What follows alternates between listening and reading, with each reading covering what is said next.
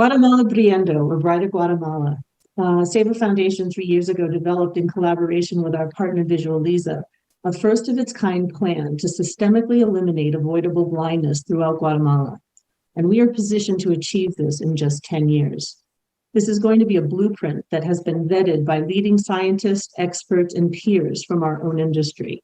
Back in 2020, this idea was named one of the top 10 of MacArthur Foundation's 100 and change solutions that will change the world.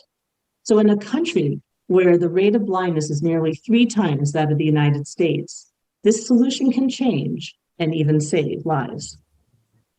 Today, we're joined by leading experts in this conversation.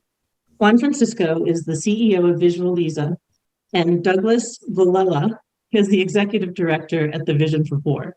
Both have been partners to Seva for a long time, and they're key collaborators to Bride of Guatemala. For 25 years, Vision for the Poor has built sustainable eye care hospitals, empowered local eye care specialists, and funded essential infrastructure that serves over 150,000 patients in Guatemala a year. Visualiza, meanwhile, is the leading eye care hospital in the country, and they work to cure blindness caused by major conditions such as cataract. And although Visualiza employs only 4% of the nation's ophthalmologists, they perform over 36% of all cataract surgeries in the country. And it's this group, Seva, Visualiza, and Vision for the Poor, that have joined together to execute a first of its kind ever comprehensive eye care plan on a national scale for Guatemala. So before I turn this over to our esteemed host for today, and it's not me, I wanted to briefly go through some housekeeping things. First, this session is going to be recorded and it'll be sent to each of you via email. And we're hoping to have time where we incorporate some of your questions. So please go to the Q&A box so that we can incorporate your questions and your voice into today's conversation. So without further ado, your host for today is none other than the esteemed journalist, author, and radio host, Rose Aguilar. Rose has been the host of this award-winning and syndicated daily program called Your Call. It airs on KALW 91.7 FM in San Francisco. You can find more information at yourcallradio.org. This program has been honored by the San Francisco Press Club. It was named the best public affairs program, and the nation named it the most valuable local radio show. Rose has facilitated Seva Foundation's innovation and site discussion at the Johns Hopkins University, where many of our current innovations began. And she sits on the board of Women Intercultural Network, a nonprofit organization that works to connect girls and women across borders. She speaks about the media, women's issues, climate change, and progressive politics on panels and conferences. She's a member of the Native American Journalists Association, San Francisco Women on the Web and Journalism Women's Symposium. And she's a fan favorite of the staff here at Seva Foundation. So I want to thank you, Rose, for leading our discussion today, and over to you. Well, thank you so much, Kate, for the invitation to moderate this important discussion.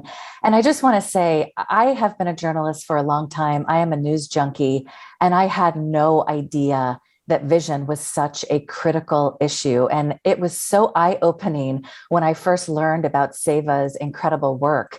I mean, to think that 250 million people worldwide live with debilitating visual impairment. We're talking about our ability to see, something that so many of us just take for granted. And I did love learning, though, because we do have a lot of really intense news out there, that there is good news here, that 80% of all visual impairment can be cured or prevented. So that's what we're going to talk about today. Let's just dive in and talk about what is happening in Guatemala. And it's such an incredible program. Why don't we first start off by talking about what inspired you both to get involved in this work? Juan Francisco, let's start with you. Hi, Rose. Thank you. What inspired me? I was studying in the university. My profession is I am an architect, and my brothers have this idea, and they start the hospital, the clinic in Guatemala, and they already was working in the north part in the jungle of Petén, and they invite me to work with them. I start working with them part-time, and then one day In the first clinic, it was small. We was 2 floors. The private clinic was in the first floor, and the social clinic was in the second floor. And we just have 12 employees. Everyone was doing everything. So I have to carry one of the patients to the second floor because it was after the surgery, and I have to take them to the second floor so one of the ophthalmologists can check her post-operation. And so I carry her to the second level, and then I put it in the clinic, and then I went to my office because I have to do also another calls about outreach activities and all this because we was multitasking in the beginning. So then at the patient, it was an old lady, like 90 years old, and they take out the patch, and she asked for me, so I went to the clinic where they take out the patch, and she started crying and say, "Thank you for carrying me to the second level. I was not able to see in 15 years, and you look like an angel, and you are so handsome." And she started crying, and she hugged me. So after that, we cried together, and I shared with everyone at the clinic, and it was an amazing. So I am inspired about that. I'm inspired because my brothers are very hard work and also have a big heart, and also my dad give us that component give to the others. So I think that's inspired me.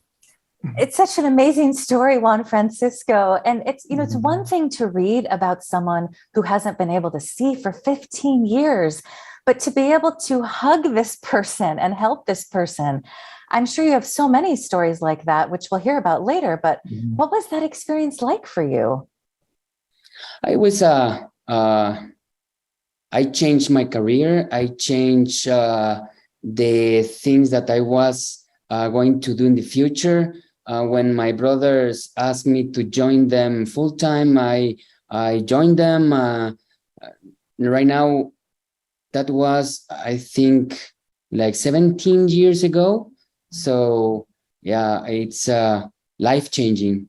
Yes. Amazing. What about you, Doug? What inspired you to get involved in this work? So when I was in optometry school, our senior class project for those that were interested was a trip to Haiti to do a mission trip.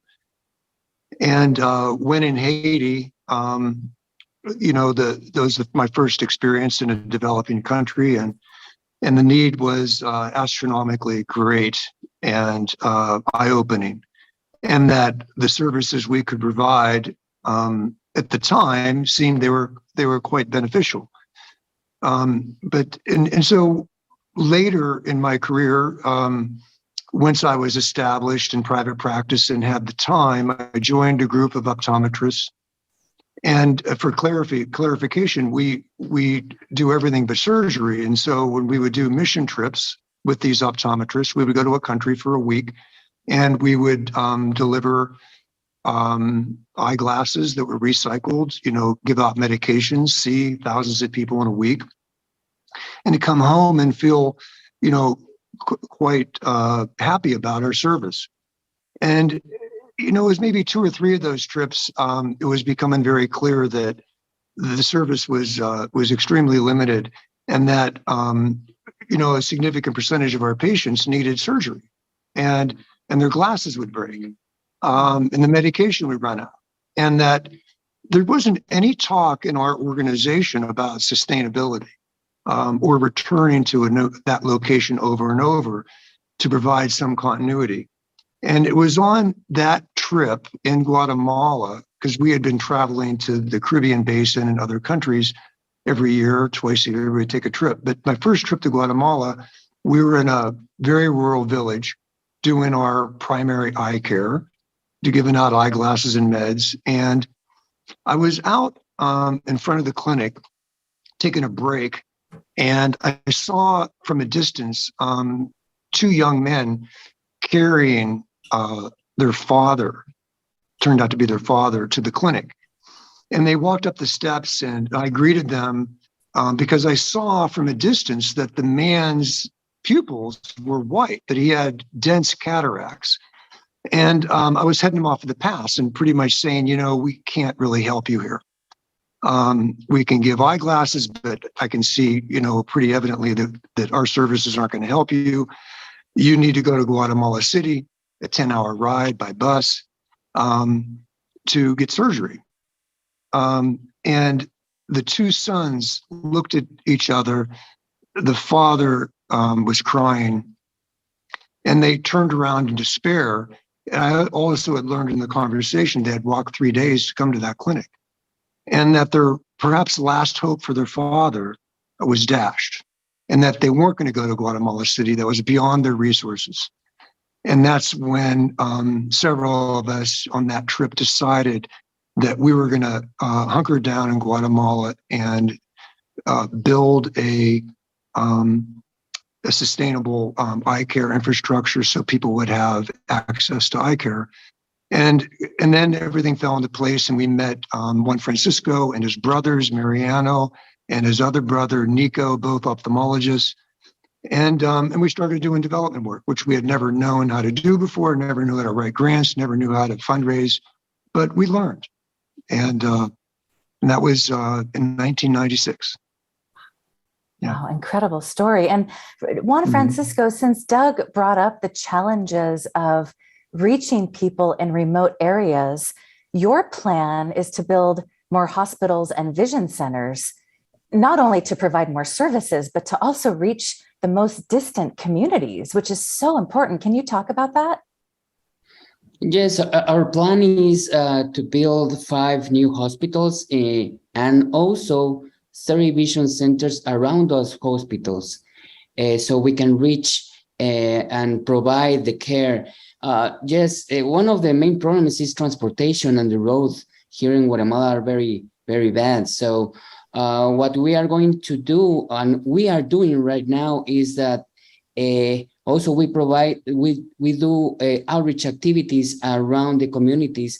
So we also go further, not just the hospital, the vision center is a primary eye care, but also we are going to the communities, and we provide the transportation for those patients to the vision center, and from the vision center to the main hospital to further treatment also. So that's what we are trying to do, is reach them and help that way that Doug was telling, that a lot of people don't have access, and also they are scared to go to the city because they never have a foot in a city. So also they are scared. So we are trying to get those patients and treat them in the same community that they live. In Guatemala, also there are a lack of infrastructure in other diseases and primary diseases like I don't know, diarrhea or other diseases here. So we are trying to reach the people through the communities and through the people, and to maintain the leaders very close to us. So also they help us to reach more people. How does the community respond when you open a hospital or a vision center in their area, or in a place where they can actually reach? Yeah, they're very excited, and also we receive a lot of help from them. Like they let us some salons so we can perform our outreach activities there. Also, they talk with the communities. They go with us to encourage them to receive the treatment, because sometimes more of them are very, very scared of receiving the treatment, and also help us with resources. Sometimes they also give us some resources for the patients, transportation from the patients when there are too many, and we have a small van, so we only can transport some of them. So they also provide some transportation for them. So they are very, very hard work with us, and they also include in the work in the community with us and in the prevention of blindness. How many people are you hoping to reach eventually? Eventually, we The whole want to country. reach the whole country. Yes, we know that it's a huge a need. I think more than 6 million people have some kind of visual impairment, right? And more than 3.6 million doesn't know that they have a problem or where they can receive this treatment or resolve that problem that they have. So what we want to reach the whole country, and also what we want is to share with other countries what we are doing, so to make a playbook so they don't have the same mistakes that we have or we are going to have in the future, so they also can accelerate the process in other countries. So that's the main idea. So obviously every health issue is so important, but to me it seems like vision really should be at the top of the list. And Doug, if we're talking about more than 6.5 million Guatemalan men, women, and children are suffering visual impairments, and 90% can be cured with an 8-minute cataract surgery or a pair of eyeglasses, can you just first tell us what causes this visual impairment? Why are the numbers so high? Well, the cataracts are there's 100,000 people in Guatemala that need cataract surgery. That's the backlog. And that cataracts happen younger in Guatemala because the majority of the people that live rurally where this need is work in the fields all day, and they don't know to protect their eyes from sunglasses, and it's a tropical environment, and so it's sun-induced cataracts, roughly 10 to 20 years younger than the age-related cataract that we would get here in the States. And so it's not uncommon to find people that are 50, 55 years old in Guatemala. They've been working in the field all their life, men and women, and they didn't wear protection. They didn't know to do that, and they get cataracts younger. The refractive error prevalence is in the city, it's equal to what we experience in developed countries, where nearsightedness happens at the same rate there because the larger educated population are in the urban areas of Guatemala. In the rural areas, so that would be the need for glasses for kids, and then throughout their life for nearsightedness. And then when you get into the rural areas, the bigger need is reading glasses when people reach their 40s, late 30s. But the perspective is the numbers that Juan Francisco was giving about the 6 million people in need of some eye care. It's a country of 18 million people. So we're talking about 30% of people need something. And over 4 million of them just need a pair of eyeglasses, and 100,000 need cataract surgery. So if and over I'll also add to what, I'll just add what Sheila said, what Juan Francisco said, is that the main reason they are able to access huge populations is because, first and foremost, they have high quality care. And word of mouth is the advertisement in these countries. People go back to their village, they say, I had great care, I can see now, and then that spreads the word to go there for care, that it's a trusting place. And if you don't have good outcomes, you don't have the possibility of sustainability, which requires high volume. Right, because Juan, just reading about all of the work that you all do, you have a great success rate. So can you talk more about that, about just really how the word spreads? And that is just so important when you think about over 3.6 million Guatemalans who do not know that vision problems are treatable. Yeah, that how we spread the word in here in Guatemala. In Visualiza, we have 3 main pillars. Like the first one is efficiency, volume and quality. So in that terms, we move everything, and with efficiency we can have volume, and with quality also we will spread the world, like Doug was saying. This is one of our main objectives, is the quality of the service, and with that we spread the world, the word in the communities, because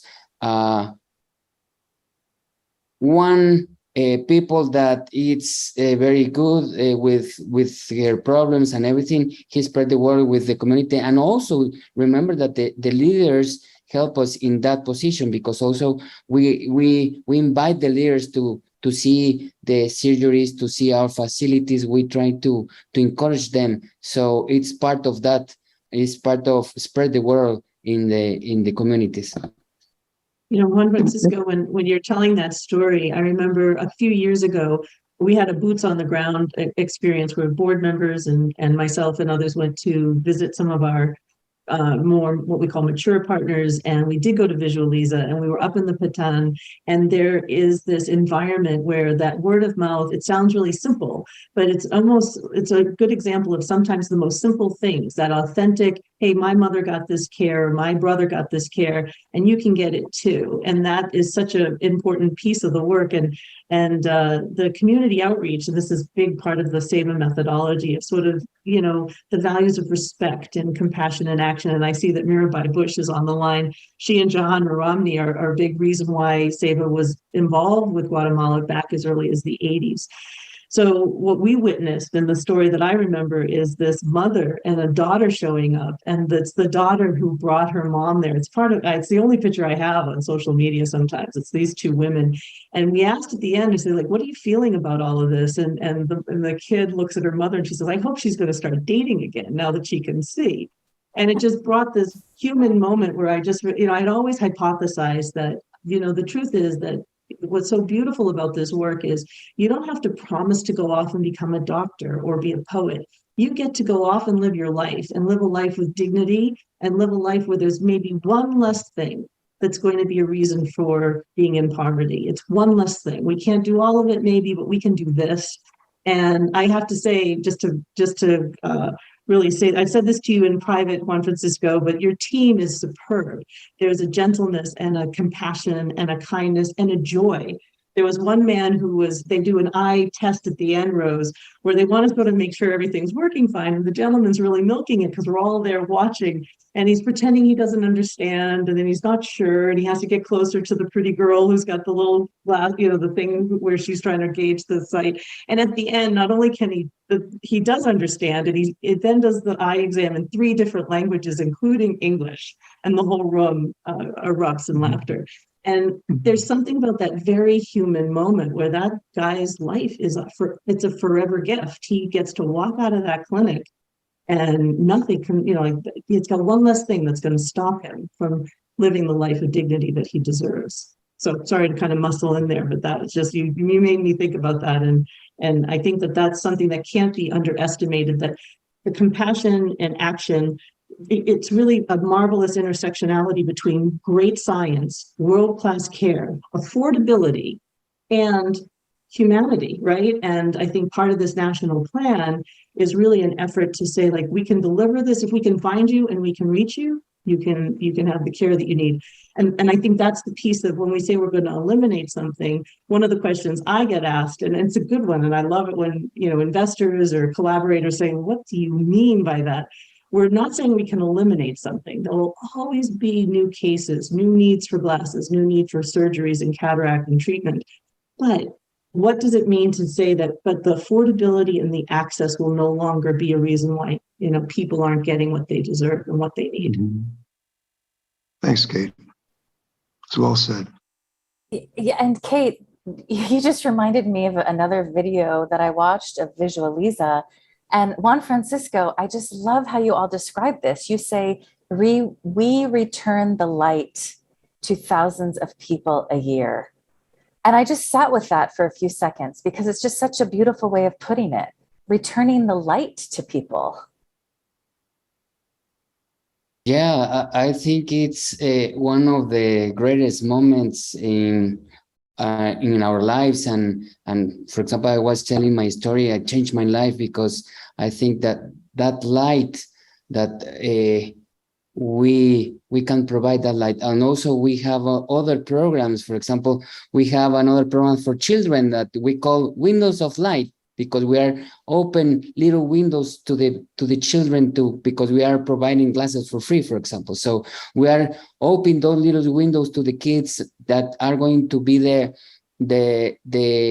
future of the country. So that's one of the amazing things of this job, and that's why you can give 100% each day, because you have a purpose, and that's one of the I am very blessed, because I have a purpose each day. So, and no, I am very excited each day to come to the work, because we are providing that light to the people, and we can change lives, and it's amazing. And I think this kind of job, not all the people have that thing that we have. So I am very blessed. Also, Doug, I just didn't realize that you could get your eyesight back with what sounds like a short surgery. Can you talk more about this, especially for those of us who might wear glasses but don't really have any experience with cataracts, and we don't know how this all works? Well, there's a couple of aspects to that question, Rose. In the United States, we have access to the highest quality eye care in the world. And a cataract surgery in the United States is delivered, in the hands of a skilled surgeon with instrumentation that's quite expensive. And, the price tag is not cheap. The materials that are used are expensive. And so an average surgery for one eye for cataracts might be $4,000. In Guatemala, and it takes about 8 to 10 minutes to do the surgery in the hands of an experienced surgeon in the United States. And in Guatemala, well, they have access, they have that equipment, that high-tech equipment, but the cost per surgery is more. And so private patients that access the clinic, they want that procedure, and they'll pay cash, $2,000 roughly. Juan Francisco can correct me on that. But the poor and the people accessing the clinic to the social service section, we want them to have high quality care that's affordable, and their outcomes using a manual approach, not using the high technology instrumentation, costing $100 for all of the instrumentation, cost of anesthesia. They get the same outcome in 8 minutes. And, I was going to piggyback on that. I was just going to piggyback very quickly on that, Doug, because, Mariano Yee, which is Juan Francisco's brother's on the line too. He's our board chair. When I was in Guatemala, there's something called a mid-level ophthalmological position. It's something that Seva really pioneered with partners like Visual Lisa, Arvind, and others across the planet. And it was this wondering, I feel, I'm oversimplifying it, so some folks on the line are like, she's not getting it right. But what it is it's saying that there is a mid-level position that doesn't have to be at the at the top of the license for the ophthalmology. It can be someone who's trained with lots of technical assistance, and think of a scenario where you have the surgeon in the middle and then tables coming out like spokes of a wheel, and those are all patients, and the surgeon can go from patient to patient, because mid-level ophthalmological mid-level trained individuals come and they work with each individual patient. They make sure that the left eye is the eye that the doctor's working on, or the right eye. They make sure that I'm prepped if I'm the patient. They help me get back to my station. They also then accompany me to aftercare. So the reason why I'm sharing this is because there's that beautiful crescendo moment that Doug talks about, where world-class surgery is happening, or world-class care is taking place. When you start to layer in volume, because this is also a numbers game, right? So you have to add in the good science and the quality care, the affordability, but now you got to add in volume because the numbers are large. The way we work with partners to get there is to sort of have this other level of care and attention in the mix. And they're affordable or supplemental wage, they're livable wage or affordable wage jobs that allow us to help move more people through the process safely. And it's created an entire new industry. And I thought maybe to sort of crosstalk a little bit and pitch that over to you, Juan Francisco, because I know you have really a big vision and a big dream around training, not only at the ophthalmologist level, but also at this mid-level career level. Yeah, we have different approaches for everything. And one of the problems that we have is that the amount of ophthalmologists per million population here in Guatemala are not enough ophthalmologists. I think there are 270 ophthalmologists for the whole country, and most of them, the 90% of the ophthalmologists live in the city and have the practice in the city. So with only 4% of the ophthalmologists of the country, that we are doing 36% of the cataracts and other diseases also. We are doing around 10,000 surgeries per year in the country with only 4% of the ophthalmologists. So how we can do that? We train people that are working around the ophthalmologist. So we increase the capacity of the ophthalmologists also, and with training and with professionalism. So these components are very crucial in our setup and how to be efficient and productive with the ophthalmologists. So we train middle-level ophthalmic personnel that are working with the ophthalmologists, so they can also work in volume and efficiency.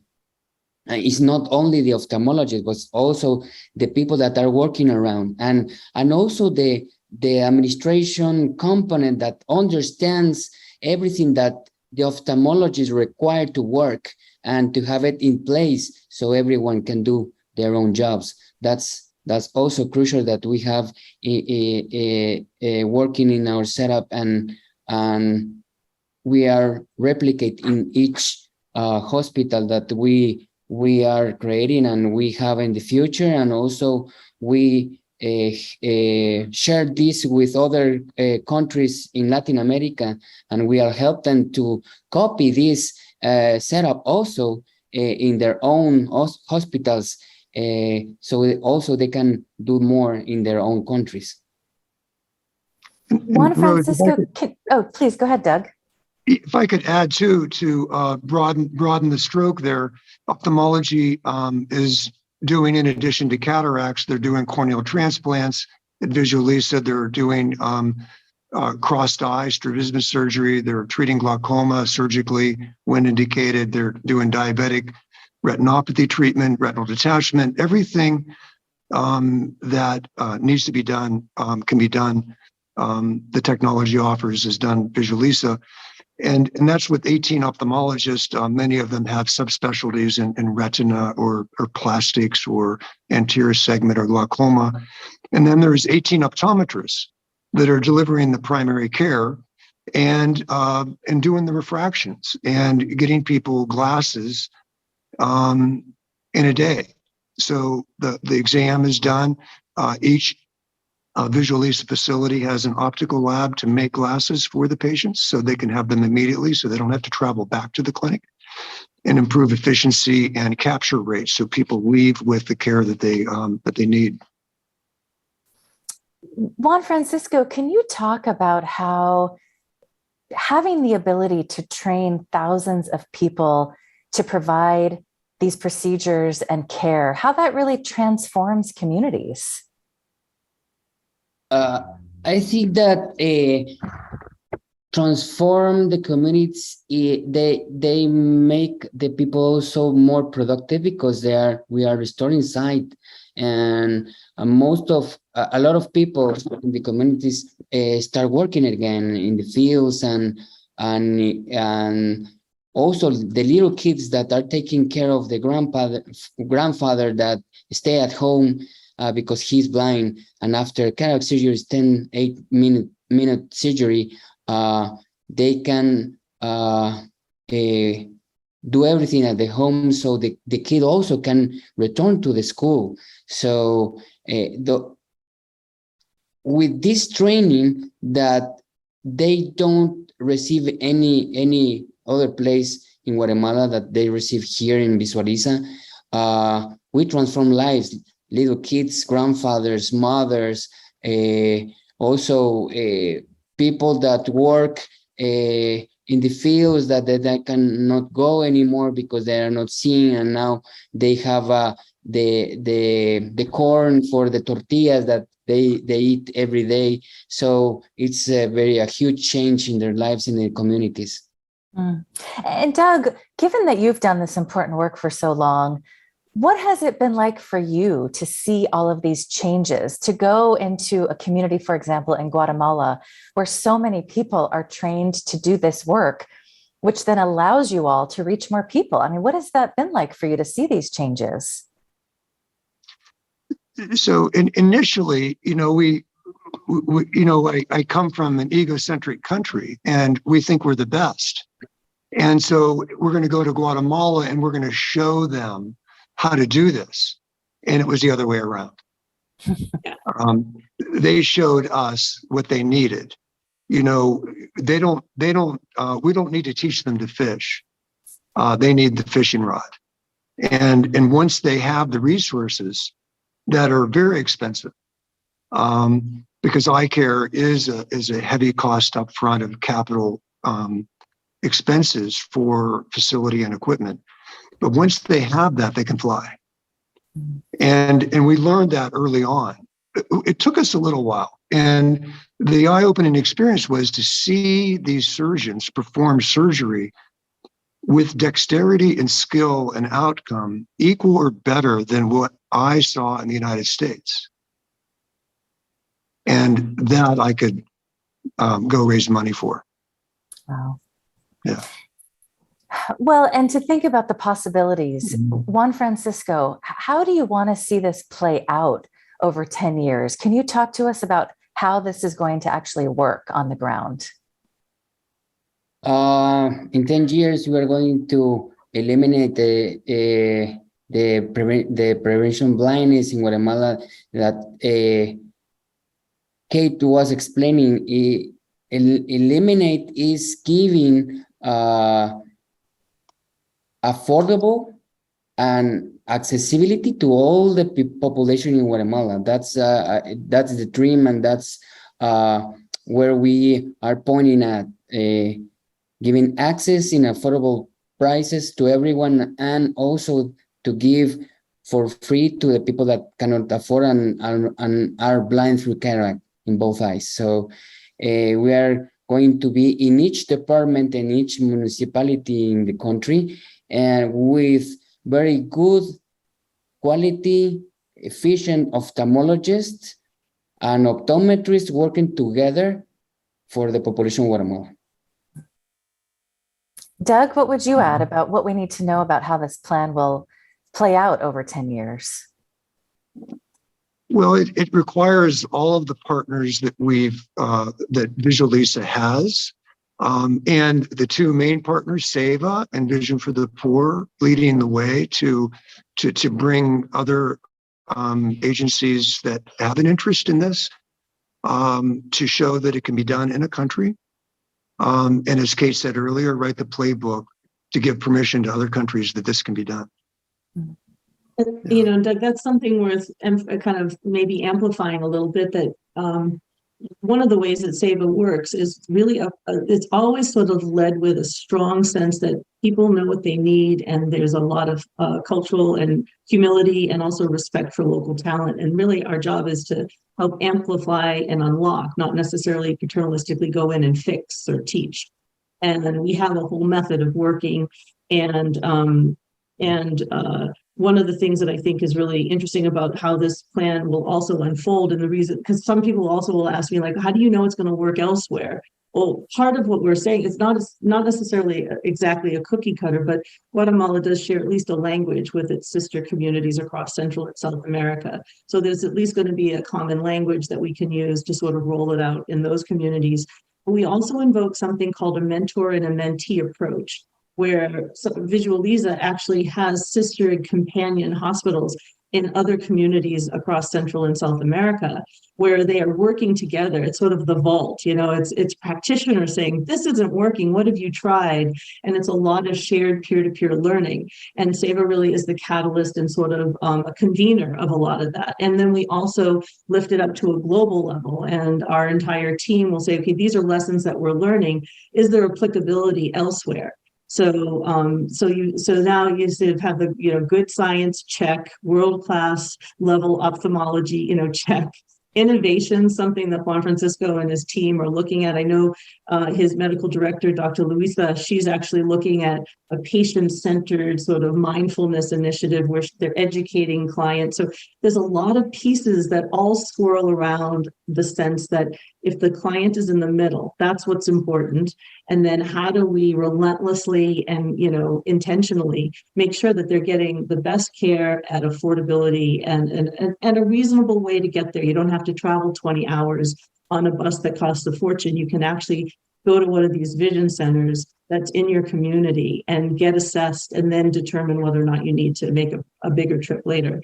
So, I think part of the rolling this out is really kind of scaling what we know already works and then keeping the door open for some innovations and some opportunities, because part of what I love about Seva, and I was really excited when I got to be the executive here, this is a very curious community that has very little ego. It's very interested in what's best for people. And so it's the combination of that practiced, scalable, we know it works, and then leaving the door open for maybe there's a better mousetrap, maybe there's a better way to, to accomplish this. And, that's what I think, Juan Francisco, I really noticed that you really bring that kind of rigorous thinking to the table when it comes to rolling it out for your community. Kate, can you talk about why you all have chosen to focus on Guatemala for this mission? I'll talk a little bit and then turn it back over to my friends here. But when I first was hired at Seva, part of what you do as any new executive is you sort of do an audit, like how steady is this ship? And one of the things I wondered about, I had the same revelation you did, Rose, which is like I've been a social justice practitioner. I'm in the trenches. I'm not on covers of magazines. Nobody really knows my name, but I've been doing this for 35 years. And I usually was doing it in the middle of, man-made disasters. And when I saw the opportunity to come to Seva, I thought, this is profound. Like, this is amazing that this group of people have accomplished what they've accomplished. And the name means, selflessness, right? Selfless service. So part of what I did as an executive was sort of do an audit of how are we financially? And we have a wonderful CFO. We're rock solid, programmatically strong. So then my next wonderment was, it is such a great idea. What can we hold? What can we absorb? What are our partners ready to do? And so I opened up a conversation with some of our best partners across the world, including India, Bangladesh, Guatemala, and elsewhere. And really, this idea came from that group of people. Juan Francisco's peers in India, in Bangladesh, and Cambodia, elsewhere, Nepal, they all agreed that Guatemala was positioned in a really unique way, in part because of what we've already talked about. They're already accomplishing so much. 4% of the ophthalmologists, but 36% of the surgeries. That is a remarkable achievement. And then there's also the integrity. The owners and the management of Visual Lisa has some of the highest integrity across this industry. And then it's also the community. This is a community that loves this organization. If you go to one of their screening days, you're going to feel like you're at someone's quinceañera or some kind of a fiesta. There's music and there's food and there's multi-generations.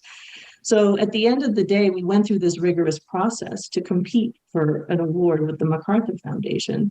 And part of the reason why we did that was more for the discipline of thinking at that level, saying, what if there were resources available at that level? What would be possible? And when you're in the trenches like we are, you very rarely get a chance to do that. And my board gave us a big green light and said, go think, go dream big, and just make sure that it, has the integrity of, good science and the ability to execute with integrity and clients at the center. And so it was through that very long process. I think Juan Francisco, I think it took us about 6 months to really unpack what would be possible, how it could look.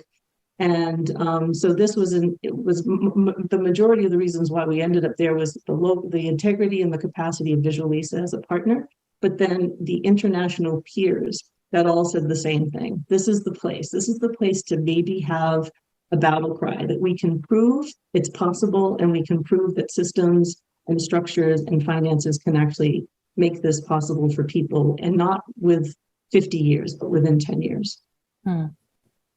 Well, that leads to, go ahead, Juan Francisco. Sorry, I think that also, I think that we already demonstrate that works, and also we are demonstrating that also we can replicate in other parts of Latin America.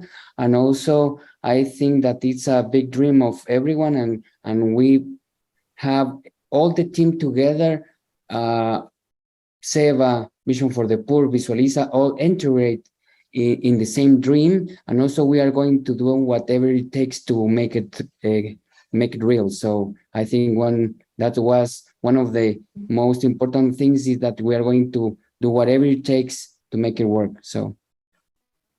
And also, Juan Francisco, since you said that you obviously are in touch with other countries, it sends such a strong message that you are all able to do this, and then they will realize that they too can do this. Yeah, they can replicate, and also we are going to help them in short the time that they can implement everything, because we are going to share all our problems and how we face those problems, so they can reduce the time that they can do all this. Let me ask you both, if you had all of the funding and the resources that you need today, what could you accomplish? Juan Francisco? We can accomplish everything. I think that we already have everything in place. We already have what it takes to make it work. So with all the resources, I think that we can eliminate the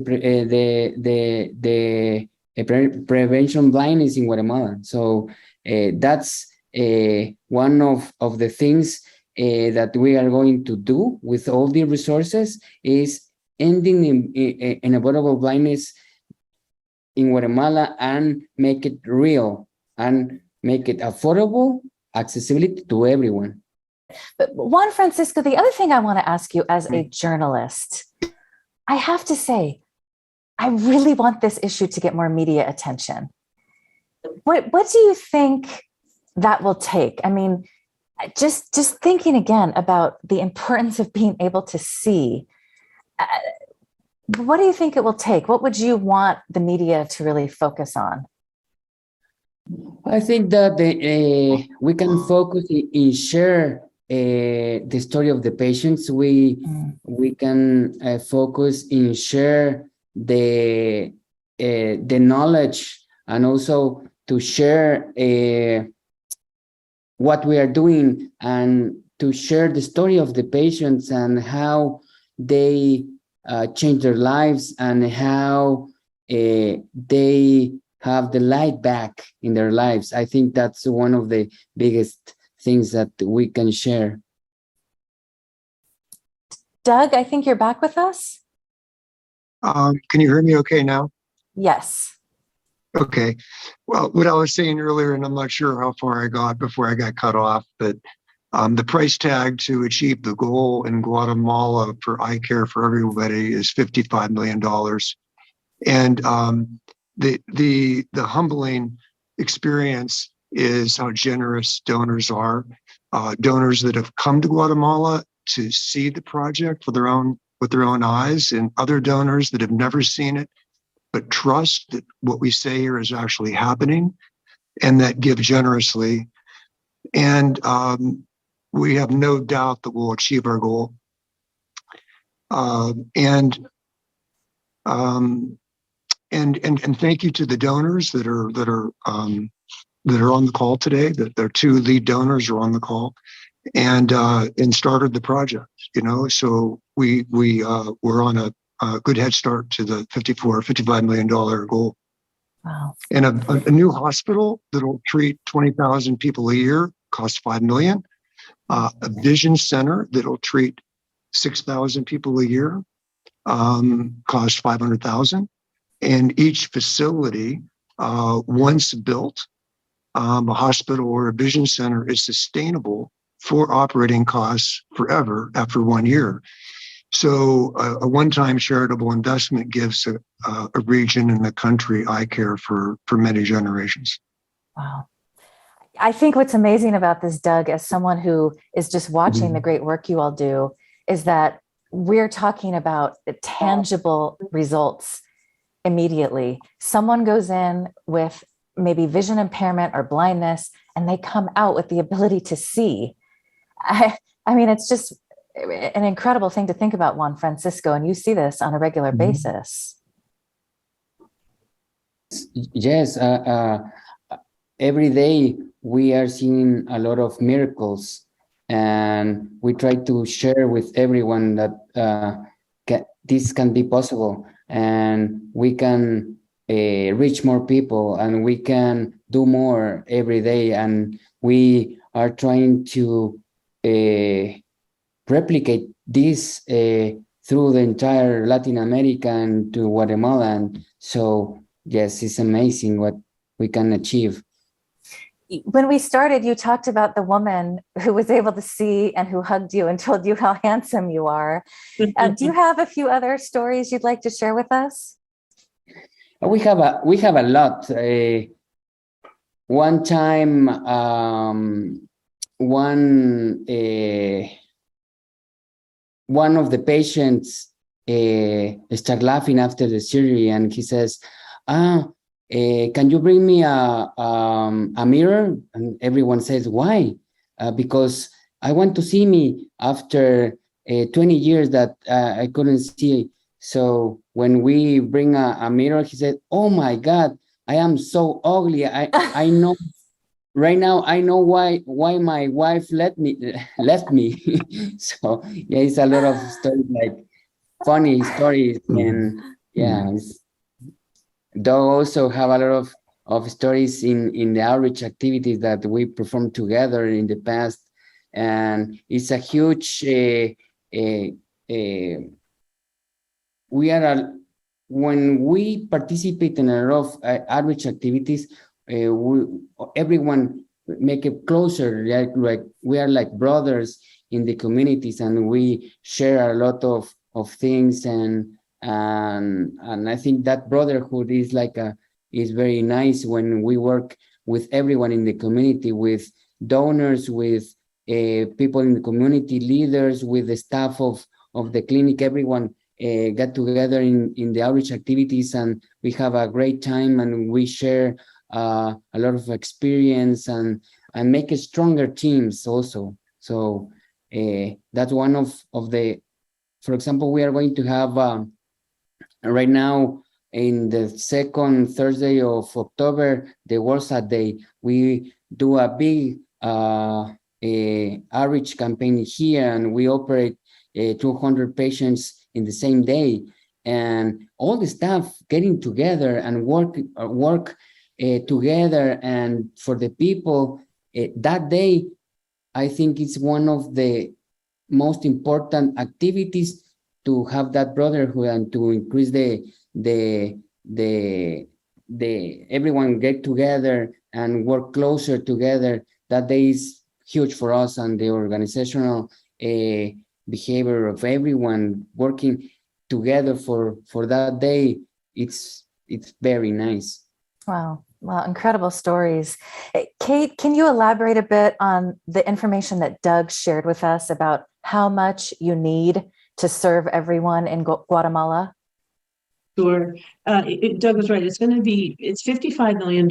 And the way we break it down, it's 5 hospitals. I'm checking my notes because my team knows I get excited. I want to make sure I'm completely on point here. 5 hospitals, 30 vision centers. And for those that might be new to this conversation, the hospitals, again, hub and spoke. Think of that as that's a very comprehensive high level of care. Vision centers also provide a very high level of care and service, but usually don't provide the surgeries. So they work together, it's synergistic. And all of that, everything that I'm about to describe is very sustainable too. It's because of the way that the business is run. And so it's the 5 hospitals, 30 vision centers. There's an elaborate training institute that's being considered. It's also going to be groundbreaking, first of its kind. A supply chain for glasses. There's outreach, marketing, emergency technology. So it's really kind of bringing kind of the best of what the world has to offer and making sure that affordability and access are not going to be a barrier for why people can't get what they need. There's a real preferential option for the poor in all of this. And it's run in a really savvy way, that this is not something that's going to be a gift that might hit her out in a couple of years. These are sustainable systems. They've already withstood the test of time. At least our relationship with Visual Lisa is going on 35, 40 years now. So we've had a very robust relationship with them for several decades, excuse me. So that's what it's going to cover. And as Doug mentioned earlier, we do have several of our donors who are on the call now, and we thank you. They were leadership investors in this concept. And there's an opportunity for families and communities and individuals to, I don't know, kind of put your thumbprint on. You're going to be able to say in 10 years when we're able to promote that this has been achieved. For me, what gets me kind of up in the morning is the idea is like, oh my goodness, and within our lifetime, and you know that that's a colloquial phrase, but we might actually be able to say, we did that. We proved that it was possible, and now, millions of people have access to care, and their lives will be changed forever. I think we're at about time. Rose, I think I need to just take a moment and again, thank you. You are a world-class journalist and author and a world-class human, frankly, with a beautiful brain and a curious spirit. We're very delighted that you took the time to be here today with us to help shed a light on this issue, to host this conversation. Juan Francisco and Doug, well, you've been in the trenches with us for a while. We're honored to be in partnership with Vision for the Poor on this. And we are, of course, very privileged and honored to consider Visual Lisa one of our most trusted partners in the world. So I think I just want to thank everybody for their time, and to thank those of you that have written in and asked your questions. If we didn't get to it in the conversation today, we will make sure that we attend to you offline and through the email. It'll be available again. The recording will be available via email and a link that we'll send out probably sometime next week. But before I say goodbye, I want to make sure, do any of the 3 of you want to say any parting wishes or hellos or goodbyes? I just want to say thank you for the invitation. The work that you're all doing is absolutely amazing. We'll definitely do a show about this soon, because I really feel like people don't know. I just think they don't know. I didn't know.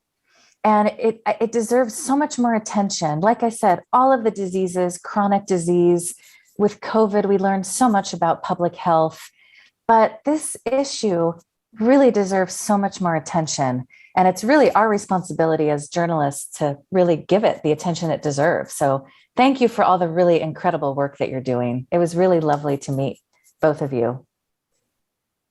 Thank you, Rose, for bringing awareness to social concerns and climate change through your work. And I really appreciate the synergy of working with Seva and Visual Lisa, and we're humble in saying that we exist because of our donors, and we thank them.